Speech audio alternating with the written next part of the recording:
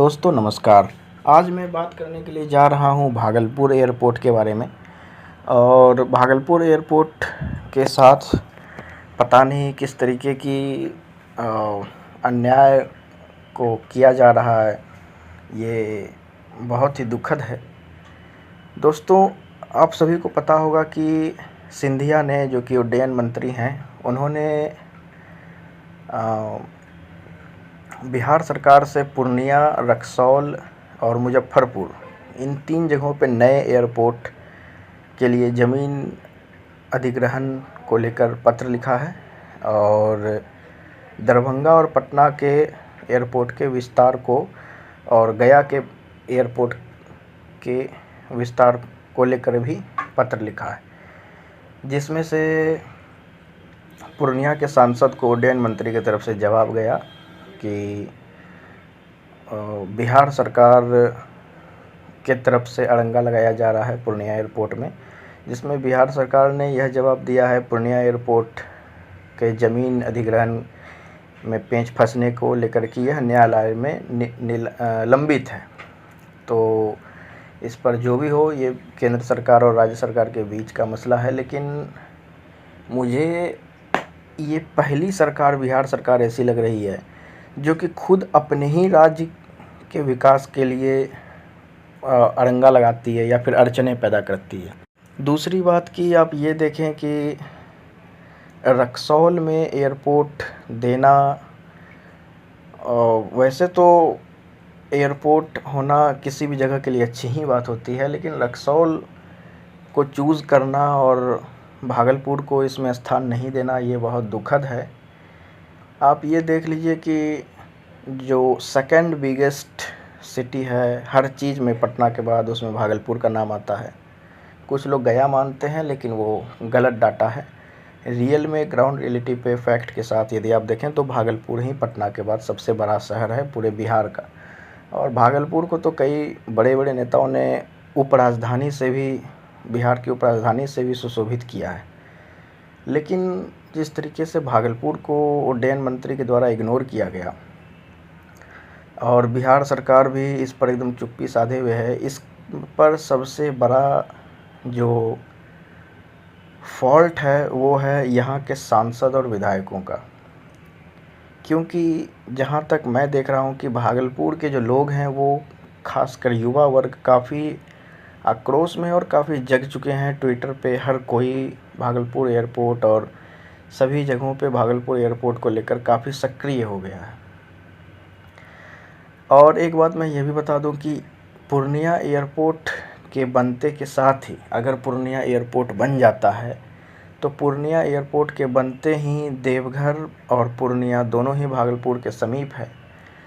तो भागलपुर एयरपोर्ट का बनना अगले 20 साल तक या 10 साल तक तो एकदम कैंसिल ही मान लीजिए, आप नोट कर सकते हैं इस बात को। तो पूर्णिया एयरपोर्ट के पहले भागलपुर एयरपोर्ट को चालू करवाना होगा, जो कि इस समय तो बिल्कुल ना के बराबर लग रहा है।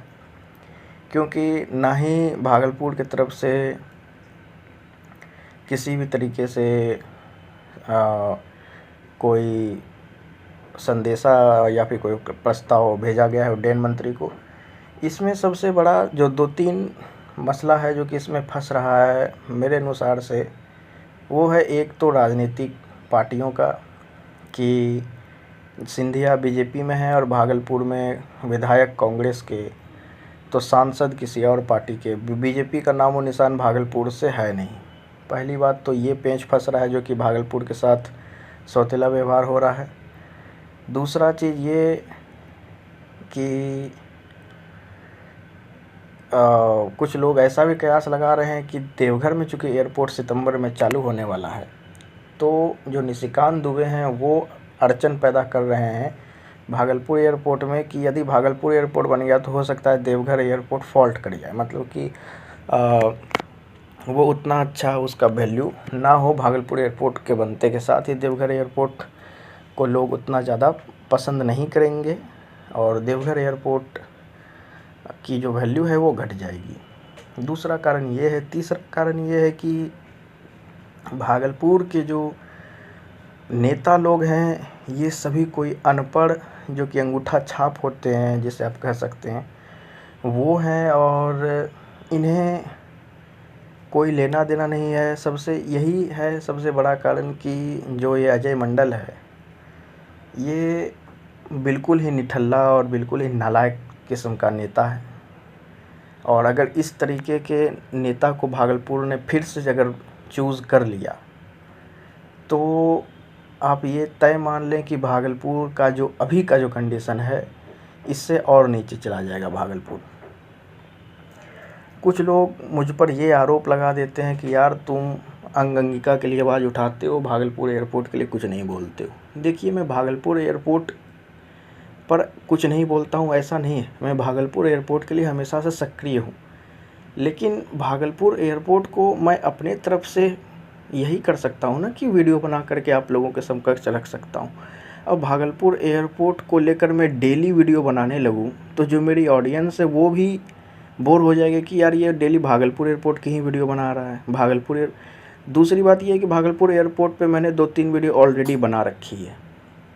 ऐसा नहीं है कि मुझे भागलपुर में एयरपोर्ट नहीं पसंद है। जो 2-3 वीडियो मैंने बना रखी है वो ऑन एयर तो हो गई है ना, वो यूट्यूब पे जा चुकी है, वो लोग उसे देख तो रहे हैं ना। भागलपुर एयरपोर्ट जब लिख रहे हैं यूट्यूब में, उस पर जा रहे हैं, सर्च कर रहे हैं तो लिख तो रहे हैं, देख तो रहे हैं ना उस पर। और सबसे बड़ी बात यह है कि मेरे वीडियोज़ को सबसे ज़्यादा लोग जो जिस क्षेत्र से सबसे ज़्यादा लोग देखते हैं वो है मिथिला, मतलब नॉर्थ बिहार का जो क्षेत्र है, बेगूसराय, खगड़िया, कटिहार के उत्तर का जो क्षेत्र है वहाँ से ज़्यादा लोग पूरा देखते हैं। मिथिलांचल और सीमांचल के क्षेत्रों से मेरे वीडियोज़ पे सारे ऑडियंस आते हैं क्योंकि मैं उन्हें क्रिटिसाइज़ करता हूँ और वो सुनने के लिए आते हैं अपने क्रिटिसिज्म को कि ये कैसे क्या बोल रहा है। ये हो गई बात। खैर ये सब तो एडिशनल टॉपिक है, लेकिन अब मैं बात करता हूँ कि भागलपुर एयरपोर्ट को लेकर के किस तरीके से काम किया जाए। देखिए, भागलपुर एयरपोर्ट को लेकर के जिस तरीके से संगठन बने भागलपुर का, और भागलपुर 29 अगस्त को भागलपुर एयरपोर्ट का जो ट्रेंड है वो हाईएस्ट 24 नंबर तक गया। करीब 18,000 लोगों ने ट्वीट किया भागलपुर एयरपोर्ट और सभी इन चीज़ों को। लेकिन आप ये देखें कि इतना ज़्यादा भागलपुर एयरपोर्ट को सिंधिया को टैग करने के बाद भी सिंधिया की तरफ से कोई रिस्पॉन्स नहीं है। इसका मतलब साफ है कि ना ही बिहार सरकार और ना ही केंद्र सरकार, इन दोनों सरकारों में से कोई भी भागलपुर में एयरपोर्ट अभी देने के लिए तैयार है ही नहीं। आप चाहे जितना जोर लगा लीजिए, ट्विटर पे कुछ नहीं होने वाला है। अब आपको ग्राउंड पे उतरना पड़ेगा। यदि भागलपुर एयरपोर्ट चाहिए तो एक तरीके से क्रांति करनी होगी, आपको एक एग्रेसिव नेचर को अपनाना होगा। और उसके साथ ही जिस तरीके से ट्रेन को जाम किया जाता है, चक्का जाम वगैरह, वो सब करना पड़ेगा, जिसके कारण कि आप ये समझ लीजिए कि तब भागलपुर एयरपोर्ट को लेकर के कुछ लोग जगेंगे, कुछ कहेंगे। नहीं तो ऐसे भागलपुर एयरपोर्ट सिर्फ ऑनलाइन नहीं मिलने वाला। ये दरभंगा एयरपोर्ट या पूर्णिया एयरपोर्ट जिस तरीके से ट्रेंड करवा कर इन लोगों ने सरकार को ध्यान में दिया था, उस तरीके से भागलपुर एयरपोर्ट नहीं मिलेगा।